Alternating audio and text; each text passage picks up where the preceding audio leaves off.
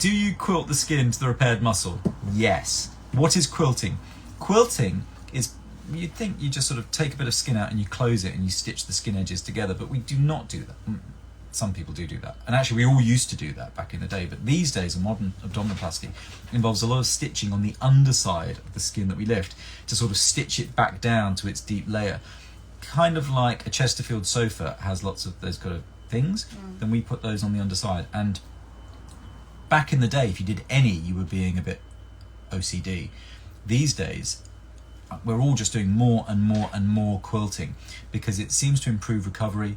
It's reducing the amount of swelling you get, it's reducing the risk of seroma, and I also use it to contour the tummy. Now, one of the things specifically that people after a tummy tuck say they've been concerned at, and I've heard, I haven't had any of my patients say this, I don't think, but they're concerned that the upper tummy is not quite tight enough. And one of the things I specifically like to do, when I do the muscle repair, above the belly button I do a 3-layer muscle repair. So I start at the top and I go down to your belly button only, so halfway down, then I come back up again, and then on my 3rd stitch on the way down, I catch the underside of the skin. So I essentially quilt the underside of the skin in the midline all the way down. And it does a couple of things. It tightens the skin at the top because I'm pulling down as I stitch it. It also creates a lovely little midline dent. And that lovely little midline dent has been called the fub line by a patient, not by me, but I love it. And we'll use that. Yep, we kept that. And it also closes the dead space, reducing swelling and so on. Then you'll notice from that description I've only done the top half so far. Then with a 2nd stitch, I do the bottom bit.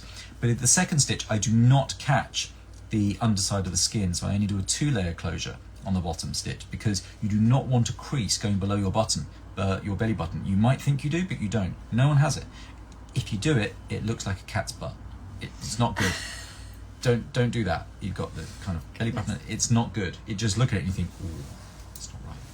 So don't do that.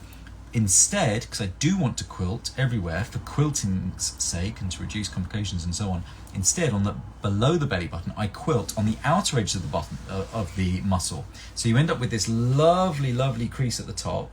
On the bottom, below the belly button, you get these 2 vertical lines coming up there, and you can use that to sort of cinch in the waist as well. And then I put a few additional quilting stitches going out towards the waist. There's a video I'd love to, I haven't released it yet, I've made it, I should just release it, where you just pull the waist in. You can really gather the waist by pulling inwards, not even that much downwards, but inwards, and stitch, and it holds.